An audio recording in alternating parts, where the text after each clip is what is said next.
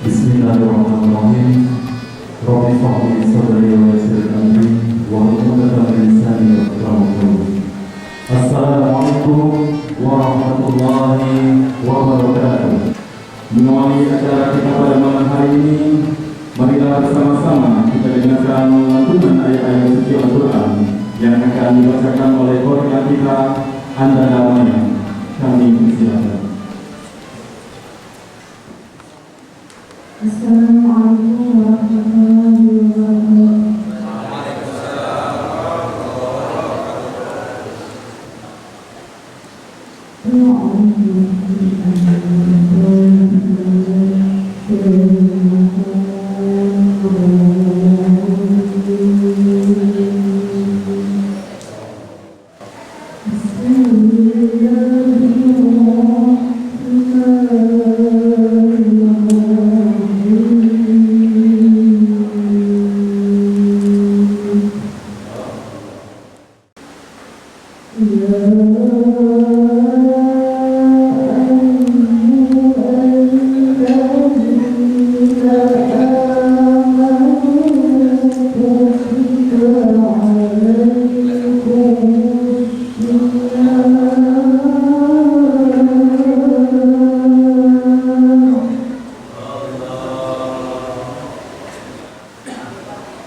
فمن تطوع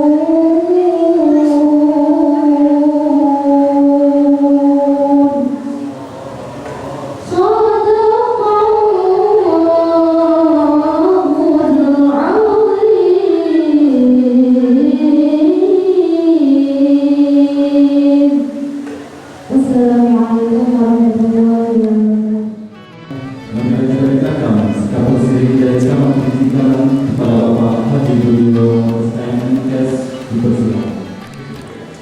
Perlu kami sampaikan Pak, dari informasi yang terkini, yaitu di masjid kita, Masjid Raya yang ada di Kiri Kanan, yaitu yang ada di tepi jalan, itu kita berikan nama kemarin Pak, mohon izin, yaitu namanya Sabilul Jalan Batin Ahmad Dan.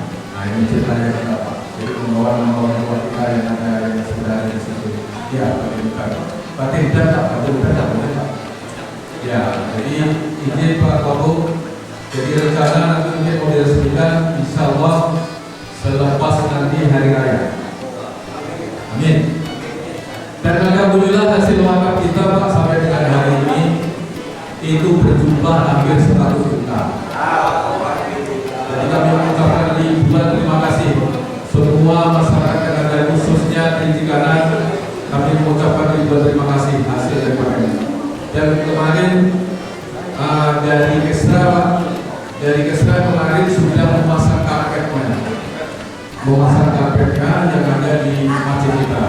Jadi mudah-mudahan nanti pas peresmian mudah-mudahan itu sudah oke. Dan perlu kami sampaikan untuk kita semua, pondok pesantren yang ada di kecamatan kita ini luar biasa, banyak sekali Pak. Jadi sampai dengan sekarang ini kita memiliki 7 pondok pesantren. Yang tertua adalah di tempat kita sendiri, di tempat Pak ada lagi. Siap dulu lah. Mungkin dapat kami sampaikan, kami akhiri bila taufiq hidayah. Wassalamualaikum warahmatullahi wabarakatuh.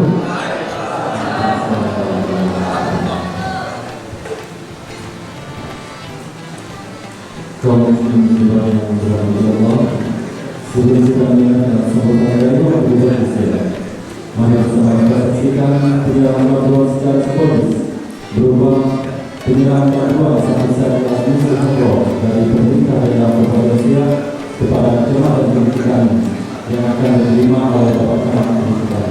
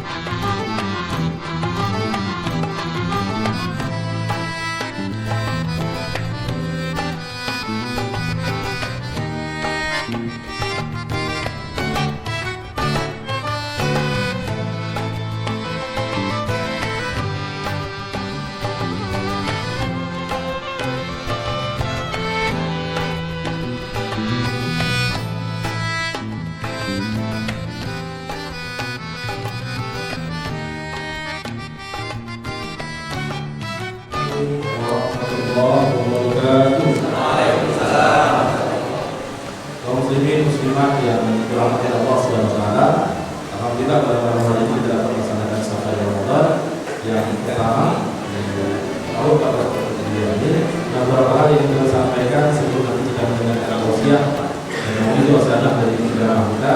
Yang pertama, atas nama pemerintah Provinsi kami menyampaikan selamat melaksanakan ibadah puasa Ramadan. Kemudian mohon maaf lahir batin, mudah-mudahan dengan saling memaafkan antara pemerintah dan masyarakatnya, kita semua bisa melaksanakan ibadah puasa ini dengan baik, dengan kualitas abu min Allah kita, dan menentukan bagaimana kualitas abu min nas kita. Semoga baiknya kualitas hubungan antara sama manusia ini menjadi fondasi yang kuat untuk kita melakukan hubungan yang lebih baik lagi, berkualitas lagi dengan Allah Subhanahu wa taala di bulan suci Ramadan ini. Kemudian kami ingin sampaikan juga bahwa pemerintah Provinsi terus berkomitmen ingin memajukan daerah ini, ingin memajukan negeri ini. Maka juga di bulan suci Ramadan ini kami mohon juga kepada sekalian, masyarakat khususnya di kampus Minai, khususnya ada yang hadir di pada kesempatan kali ini, tolong didoakan negeri dan pemimpin negeri ini supaya negeri ini diberkahi oleh Allah Subhanahu wa taala dan pemimpin negeri ini dapat membawa daerah ini jauh lebih maju dari depan. Karena banyak lagi hal-hal yang harus kita lakukan ke depan. Banyak pembangunan infrastruktur yang harus kita lakukan. Dan banyak juga tantangan-tantangan yang harus kita hadapi ke depan. Nah, beberapa hal yang tadi juga kami dengan Pak Bupati Musrembang tingkat kabupaten setelah melaksanakan Musrembang di seluruh kecamatan, dan kami juga bicarakan apa yang bisa kita buat di 2024 ini. Apa yang menjadi keinginan masyarakat, aspirasi masyarakat, kebutuhan masyarakat di 2024 yang belum bisa kita buat di tahun 2023 ini kita usahakan. Kita usahakan tapi dengan batas. Jadi usaha pemerintah itu batasnya dua, waktu dan uang. Jadi yang batas kami itu waktu dan uang. Kita akan dibatasi. Kalau sudah Januari sampai Desember tutup. Januari buka buku, Desember tutup. Nah, berapa duit yang ada itu tergantung dalam pendapatan kita. Tahun ini kita ada sekitar 24 triliun. Tahun depan insya Allah benar-benar ada peningkatan. Tapi itu harus berbagi. Kita sudah hitung-hitung semua dengan Pak Bupati. Paling tidak sempat mungkin rapat sebelum melaksanakan Musrembang dengan Bapeda, dengan keuangan. Itu kalau diterima usulan lebih 3 triliun permintaan daripada masyarakat. Usulan dari Musrembang, belum lagi kokir atau usulan dari DPRD Kabupaten Siak, itu juga banyak. Sehingga kita harus membatasi dan menentukan skala prioritas. Insya Allah di titik kanan mungkin tahun depan juga akan ada. Tahun ini kita ada beberapa program. Kalau jalan itu saya lupa dengan lokasi jalan itu mana? Kamu mana? Buat apa itu yang akan ada perbaikan peningkatan jalan Adin, kemudian juga perawatan jalan. Nah, Rinci Kanan, Lubuk Dalam, lokasi dan lain-lain masuk wilayah kerja dua untuk pemeliharaan infrastruktur jalan. Nah, itu kita anggarkan hampir 5 miliar. Kita 4,9 miliar. Kalau dibagi per kecamatan maka akan ada perawatan jalan itu dianggarkan sekitar 1,2,5 miliar untuk setiap kecamatan. Tapi tentu tidak kita pukul rata. Kita akan bagi berdasarkan kebutuhan, berdasarkan prioritas mana yang mendesak yang harus kita perbaiki jalan-jalan yang ada di tempat kecamatan. Nah, ini juga makanya kami mengimbau juga kepada Bapak dan Ibu sekalian, kita semua pengguna jalan ini setelah kita bangun, kita perbaiki, mari kita jaga sama-sama jalan ini. Ya, jadi problem kita memang masalah tonase kendaraan yang lewat, tonase kendaraan lewat yang kita sebut salah. Karena kemampuan pemerintah itu membangun jalan itu maksimum yang bisa dilewati oleh kendaraan 8 ton saja. Kemampuan kita tak bisa membangun di atas itu. Provinsi 10 ton, di atas itu tanggung jawab besar. Termasuk jalan yang lintas dari Simpang Perak, dari Pelawan sampai ke 11 sampai ke Cilegon. Nah, insya Allah di tahun ini mudah-mudahan segera bisa terrealisasi.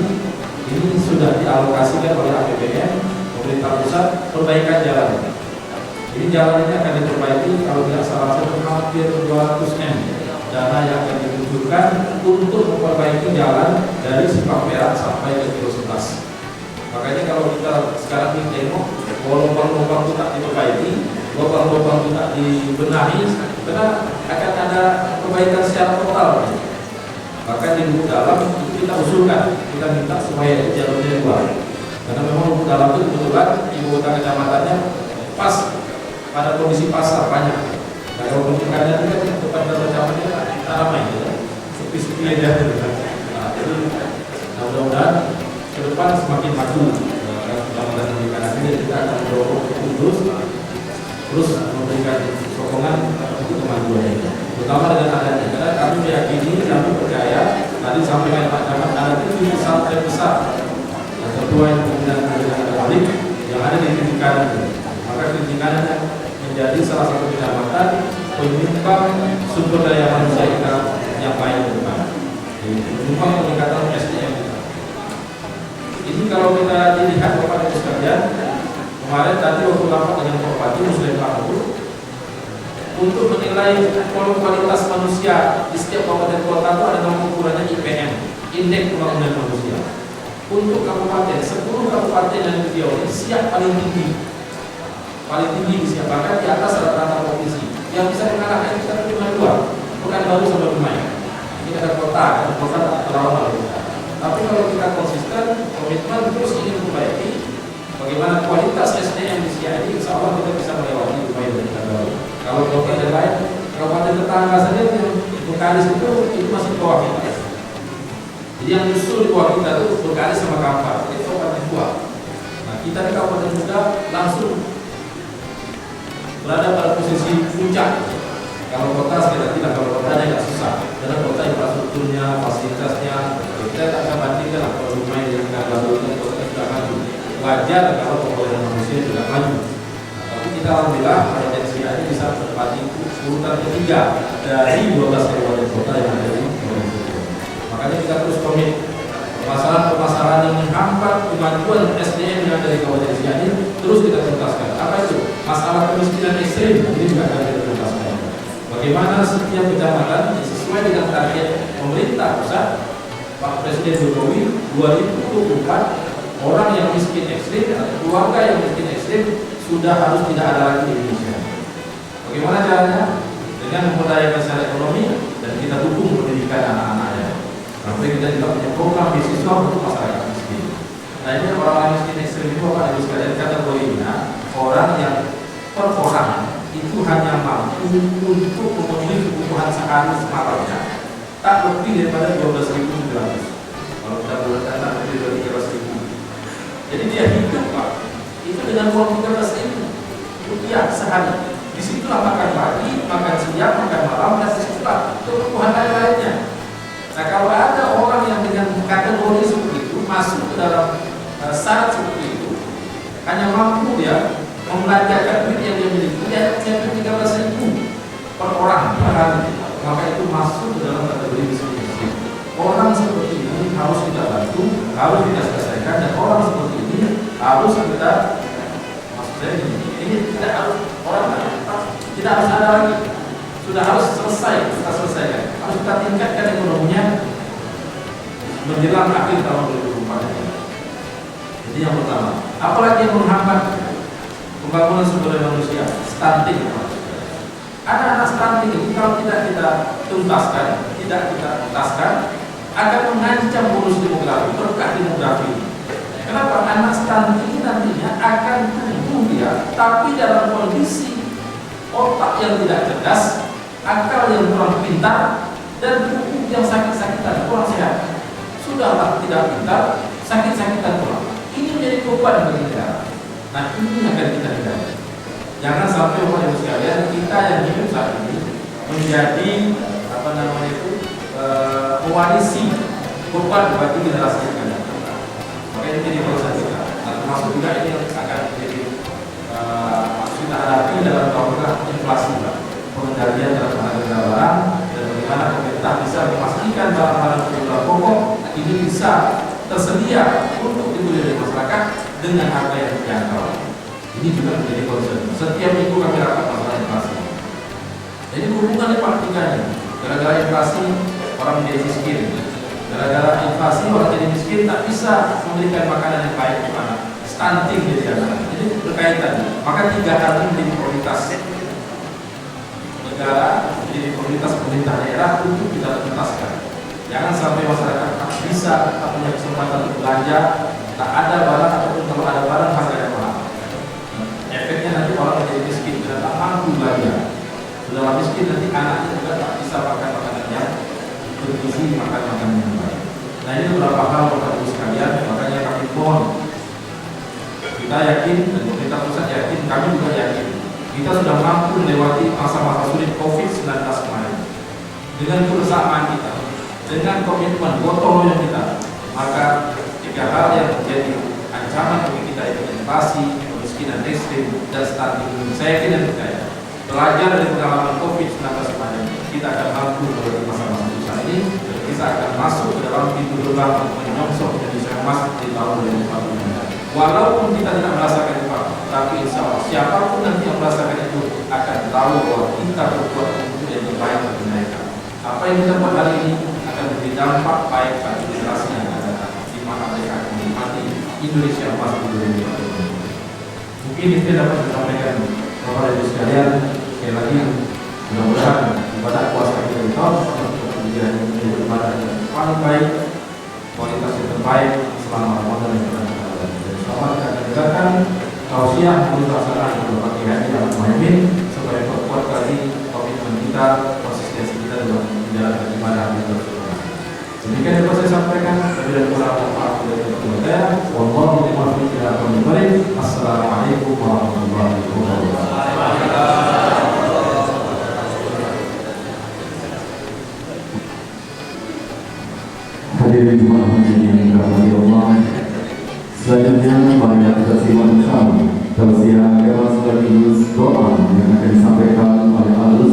Masjid Haji Ahmad Muhaimin SAG kepada Ustaz kami. Warahmatullahi wabarakatuh.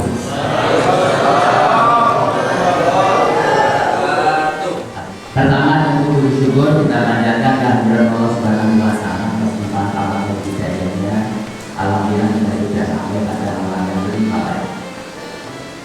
Bulan suci Ramadan 1444 Hijriah. Mudah-mudahan kita bisa melaksanakan segala aktivitas kemudian dan Allah lakukan Allah sunahkan di bulan suci Ramadan ini. Rasulullah bersabda, kalaulah umatku tahu, lau ta'lamu ummati ma fi Ramadan, latamanna kullu sahid kullu sa'atin Ramadan. Jika seandainya umatku tahu apa-apa yang ada di bulan suci Ramadan, maka pasti dia akan berharap setahun itu terus bulan Ramadan. Gimana? Mantap ya gitu ya. Tapi lahir batin dan dia punya mantap. Ya jangan yang lahir saja ya kan.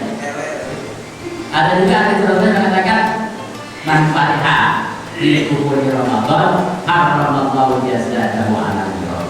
Barang siapa yang bergembira dengan masuknya bulan suci Ramadan, maka Allah haramkan jasanya masuk neraka. Amin. Mudah-mudahan kita tertolong semua. Sallallahu alaihi wasallam Muhammad. Bapak Ibu berbahagia, tadi kita juga sudah bacakan ayat yang terkait dengan puasa Ramadan ini. Ya ayyuhalladzina amanu kutiba alaikumus syiyam. Wahai orang-orang yang beriman, diwajibkan atas kalian berpuasa. Kama kutiba alal ladzina min qablikum, sebagaimana puasa itu telah juga diwajibkan kepada orang-orang sebelum kamu. La'allakum tattaqun, agar kamu menjadi orang bertakwa. La'allakum itu pakai la'alla. La'alla itu ini pada Pak suami kan, itu kan saudara Ina, ya kan? Salah satu saudara Ina wa akhwatuha yang dalam bahasa Arab itu punya karakteristik tersendiri. Memang secara apa dia pada akhirnya wasit masuk pada mubtada khobar, kemudian rusak mubtada menjadi isimnya dan khobar menjadi khobarnya. Tapi masing-masing inna dan saudaranya karakteristik tersendiri. Kalau inna dan ana kan menguatkan pasti itu pasti, kalau dia apa dinamika pasti. Tapi la'ala dan laita ini hampir sama.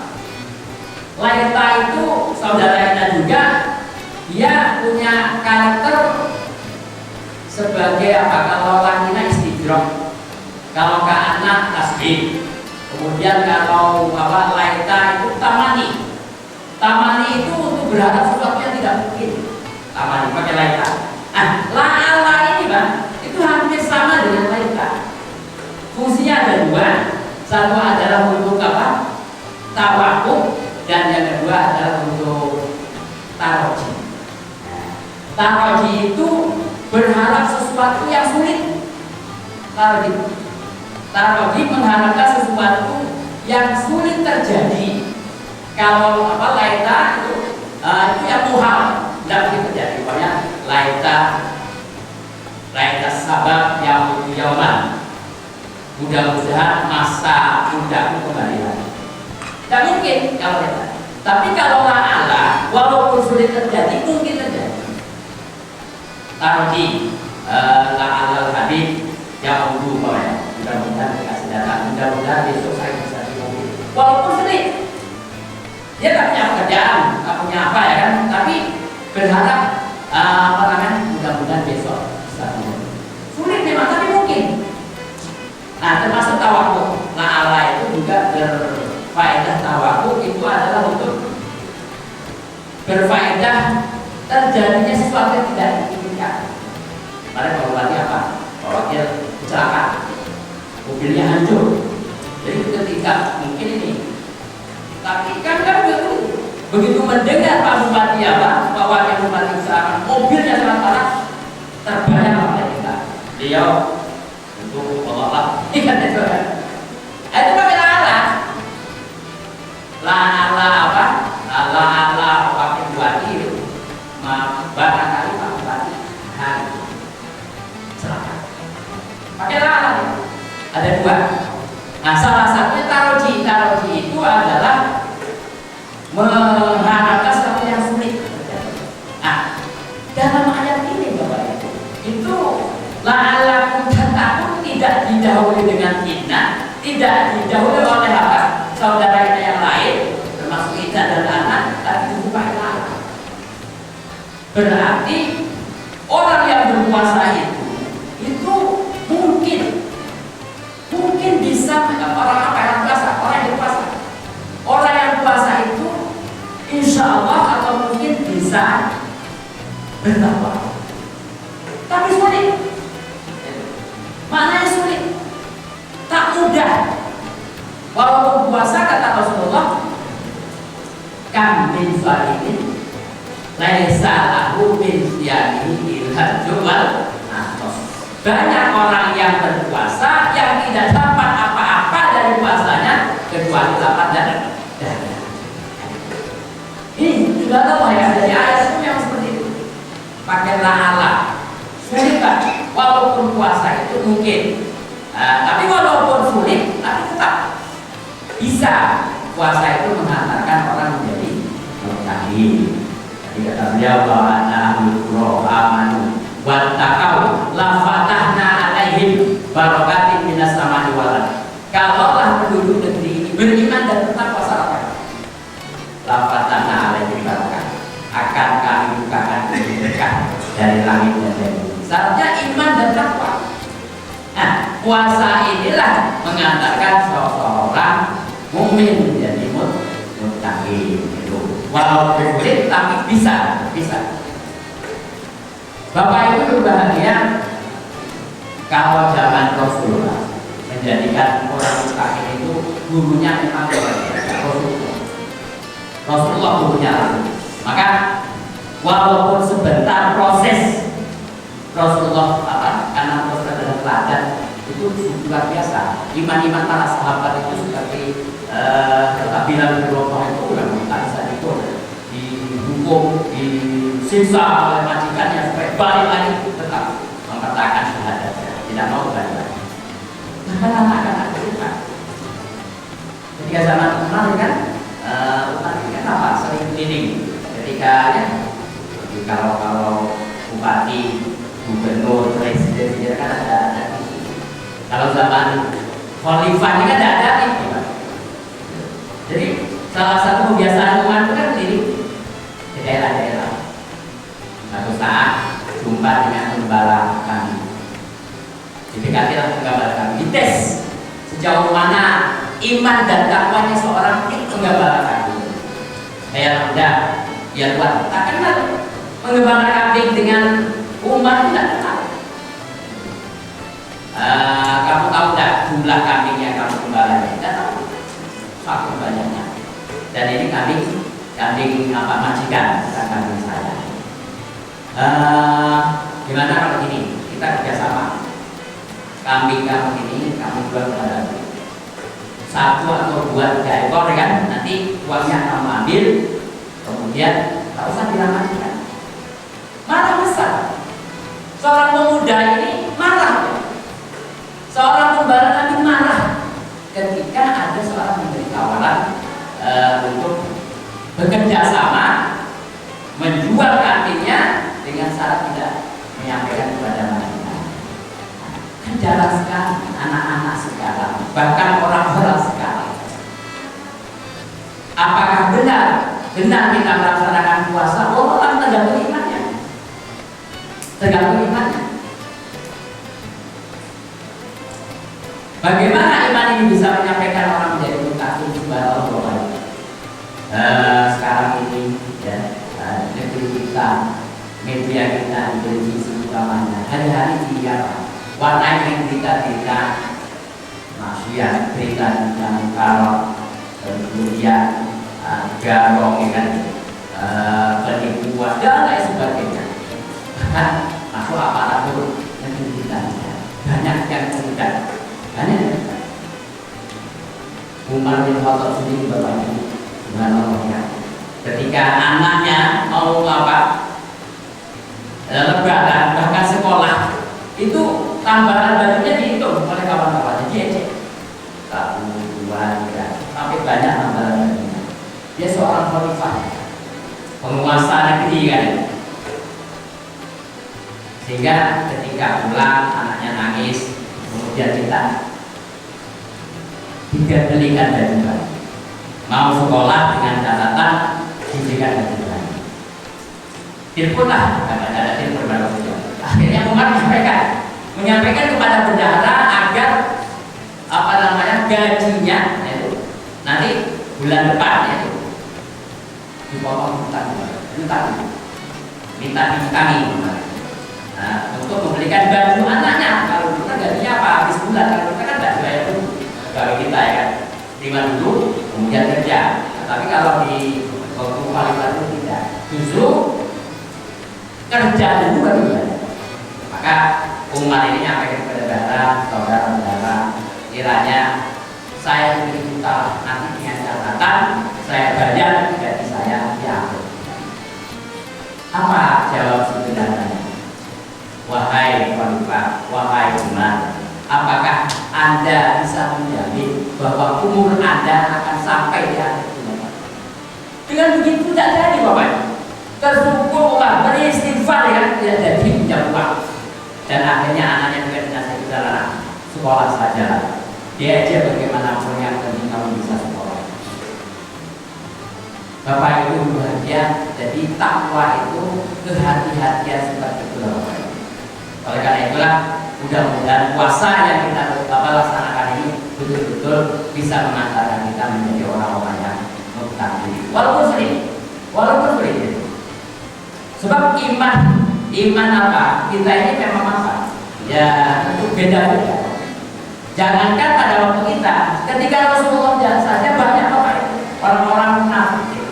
Kelihatannya dia Islam, dia syahadat bersama dengan Rasulullah, tapi yang bahkan orang-orang Badui, orang buta itu dalam Al-Quran ada ayat yang mengatakan bahwa qalu aslamna, qalu amanna, ada ayat ini. Qalu amanna. Orang-orang Badui, orang-orang pedalaman itu mengatakan kami sudah beriman. Tapi kata Allah wala itu aslamna walam yadkhulul iman fi qulubikum. Jangan katakan iman, tapi katakan Islam. Kami sudah Islam. Karena iman itu belum masuk ke dalam hati sanubari kami. Jadi Bapak Ibu bahagia, boleh jadi di antara kita, anak-anak kita, istri kita, ini imannya itu sebatas apa? Oleh karena itu pada waktu ada puasa menjadi ujian berat dengan itu, ya tentu macam-macam karakternya dalam puasa ini. Maka ada tiga tingkatan. Ada saumul am, ada saumul khusus, ada saumul khusus. Itu tergantung imannya Bapak. Maka Bapak Ibu bahagia, alhamdulillah sekarang ini tadi disebutkan oleh Pak Wakil, kita sudah berada pada ranking pertama kabupaten masalah kualitas anak SD. Dan untuk kota kita di bawah Pekanbaru dan Bumen. Ini barangkali ya di antara barokah dari pesantren, barokah dari anak-anak kita di pesantren barangkali. Dan saya yakin insya di pesantren itu bagus. Ya, kita sudah tahu lah bagaimana pesantren. Dan salah satu sekarang yang apa? Peninggalan dari karya Mbah Hasyim Asy'ari, pendiri NU, itu ada kitab yang sekarang dibacakan kepada pesantren, namanya kitab Irsadusan, artinya petunjuk bagi orang-orang yang berjalan, petunjuk bagi orang yang berjalan. Ini sering saya sampaikan. Saya baca baru Muqaddimah, salah satu isi kandungan kitab Irsadusan itu banyak isinya. Salah satunya adalah adabul mu'allim wal muta'allim.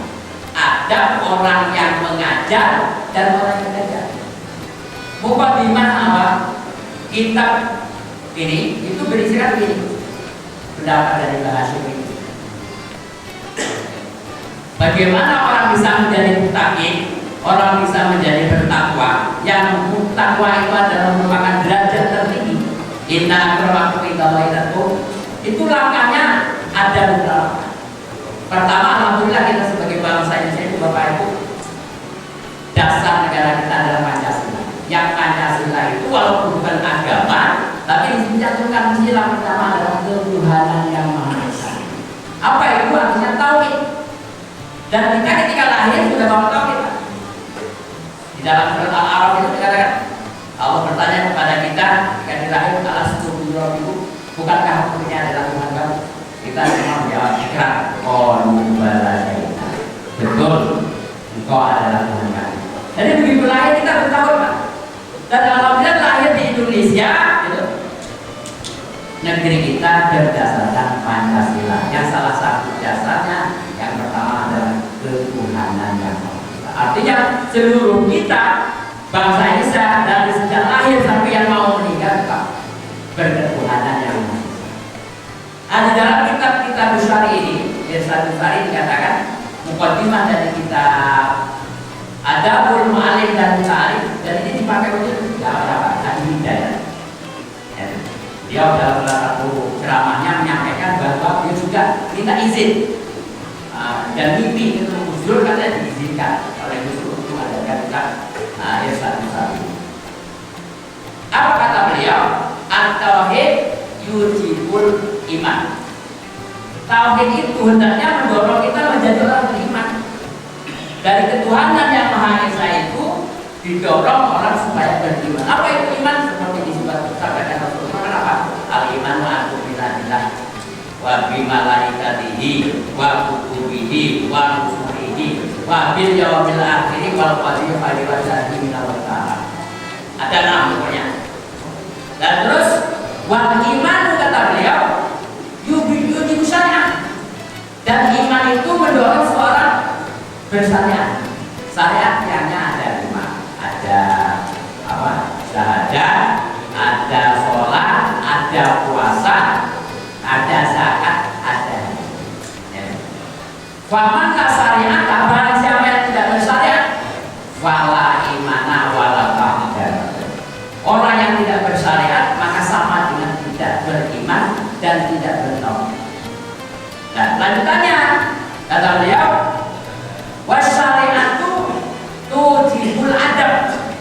Dan syariat itu mendorong orang beradab. Faman la adab balah, barang siapa yang tidak punya adab, fala syariat, fala imanah, fala tauhidah. Orang yang tidak beradab sama dengan tidak bersyariat, tidak beriman dan tidak bertauhid. Ini Pak. Jadi tradisi ini di pesantren itulah kita tanamkan. Di sana lengkap ditelajari oleh para kiai, para ustaz. Insya Allah kalau di pesantren ya anak-anak kita akan betul-betul menjadi orang yang beriman dan imannya dilatih terus, dibimbing terus. Sebab iman tanpa dibimbing, tanpa diteladani, maka iman itu sangat-sangat mudah. Maka insya Allah anak-anak kita, para pemuda dan pemudi kita, santri-santri kita ya, yang sekarang sudah mayoritas belajar sekolah di pesantren, itu adalah harapan kata beliau tadi pada tahun emas nanti mudah-mudahan yang umur 16 sampai ke 65 betul produktif, muttaqin, yang betul beriman dan bertakwa kepada Allah Subhanahu wa taala. Bapak Ibu berbahagia, lanjutan dari ayat ini adalah ayyamam ma'dudat. Puasa itu beberapa hari yang telah ditentukan. Kalau dulu sebelum turunnya ayat ini, dari sejak Nabi Adam itu dalam tafsir tafsir Mu'tazilah dikatakan setiap bulan ada 3 hari orang berpuasa, 3 hari. Nah, tapi setelah turunnya ayat ini, maka diwajibkan puasa itu dalam bulan ini Ramadan. Satu Ramadan dan dari 9 bulan itu 30 atau 29. Lanjutan dari ini, ayat ini adalah faman farodho fihinna faman kana maridun aw ala safarin fa iddatum min ayyamin ukhra. Barang siapa yang sakit, barang siapa yang musafir, maka boleh dapat rukhsah untuk tidak berpuasa. Jadi ada 9 atau 10 orang yang tidak dapat rukhsah yang tidak berpuasa. Yang pertama dalam ayat ini ada 3. Orang yang sakit dan orang yang bepergian, musafir yang sudah sampai batas rukhsah. Jadi berapa nih kalau saya masuk nih? Kalau dari Sabau sampai ke sisi kanan ini ada 100 kilo. Itu sudah dapat rukhsah. Zaman sholat dari sana, zaman sholat termasuk puasa untuk tidak berpuasa. Tapi syaratnya untuk tidak puasa itu Pak Wali, itu sebelum subuh sudah keluar dari kampung. Musafirnya itu sebelum subuh. Jadi dalam ayat tadi disebutkan ayyam ma'dudat. Jadi puasa itu beberapa hari telah disebutkan ada 29, tergantung nanti hisab rukyatnya. Ada 30, tapi tahun ini kalau dalam hal 30 nih, tahun ini 30 puasanya. Terus wa man kana maridun aw ala safarin fa iddatun min ayyamin ukhra. Barang siapa yang sakit dan dalam perjalanan musafir, maka bisa tidak berpuasa, tapi harus dipotong. Ayat berikutnya adalah wa 'alal ladzina yuqimu lahum fidyatun ta'amu miskin. Bagi orang-orang yang sudah tidak mampu puasa, itu bisa bayar fidyah. Orang-orang tua yang sudah ayah saya 90 banyak, 96 tahun aja, tapi masih bisa berjalan, tapi sudah lama. Tahun kemarin sudah saya bayarkan fidyah. 1 hari ada yang makan 1 mud, ada yang makan 1 sok. Kalau 1 sok kan 1 fitrah, 1 mud itu 1 3 mud ya, 8 on gitu. Bisa 8 on bayar fidyahnya. Termasuk di dalam fikih Bapak Ibu yang dapat rukhsah juga adalah ibu-ibu yang sedang menyusui dan hamil, itu dapat rukhsah juga untuk tidak puasa.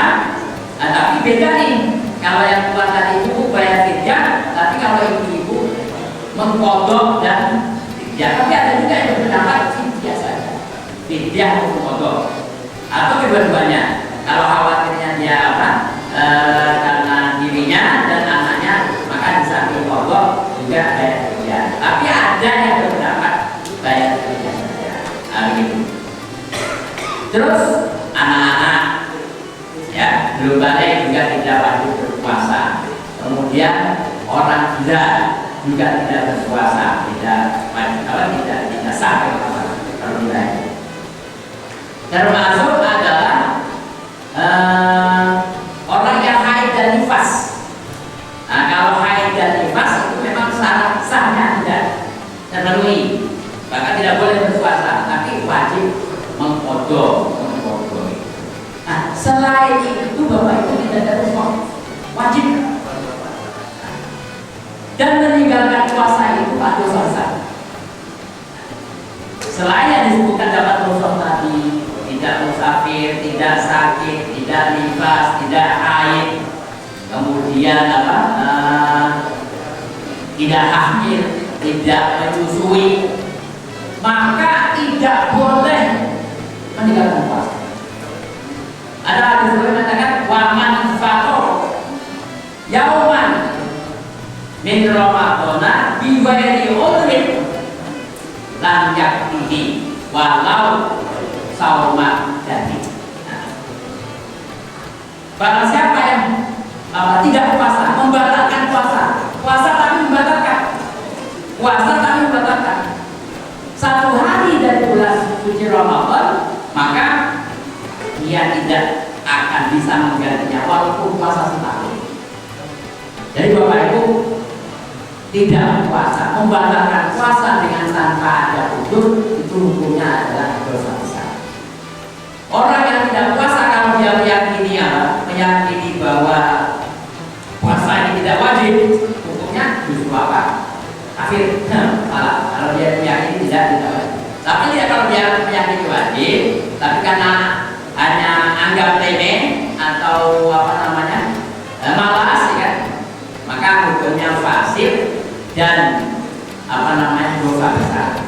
Maka oleh karena itu Bapak Ibu, kita banyak kadang-kadang di tempat kami itu yang saya heran, bingung kadang-kadang yang dodos itu Pak, yang dodos itu memang banyak yang puasa. Lalu bagaimana hukumnya? Di hadis yang lain Pak, ada disebutkan yang riwayat dari siapa? Abu Umamah. Itu ada hadis yang menyebutkan sami'tu Rasulullah sallallahu alaihi wasallam Rasulullah SAW bersabda, bainama ana suatu ketika saya tidur, kemudian irja'a rajulani, kemudian datang dua orang malaikat, maksudnya membawa Rasulullah ke suatu tempat irkaun. Kemudian Rasulullah berjumpa dengan kelompok kaum yang disiksa, meraung-raung, kakinya diikat di atas. Yang mengikatnya ini justru apa? Urang-urang kakinya yang diganggu. Kemudian kepalanya di bawah, punya robek-robek, keluarkan darah. Kemudian Rasulullah bertanya kepada dua orang laki-laki, siapa mereka itu? Kata dua malaikat tadi, mereka itu adalah yang membatalkan puasa dengan tanpa. Jadi Bapak Ibu berbahagia, mari kita jaga keluarga kita, istri kita, anak-anak kita, ya, untuk senantiasa taat melaksanakan perintah Allah khususnya puasa ini. Dengan bagaimanapun, ya, jangan sampai mereka meninggalkan puasa karena hukumnya adalah dosa besar. Karena tujuannya sangat mulia, yaitu menjadikan kita menjadi orang-orang yang bertakwa dan iman kepada Allah. Sementara yang utama sudah disebutkan adalah derajat yang paling tinggi dan kampung negeri kabupaten, ya, apabila mau sejahtera itu beriman dan bertakwa.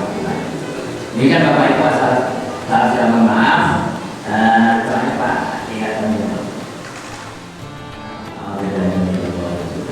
Bismillahirrahmanirrahim.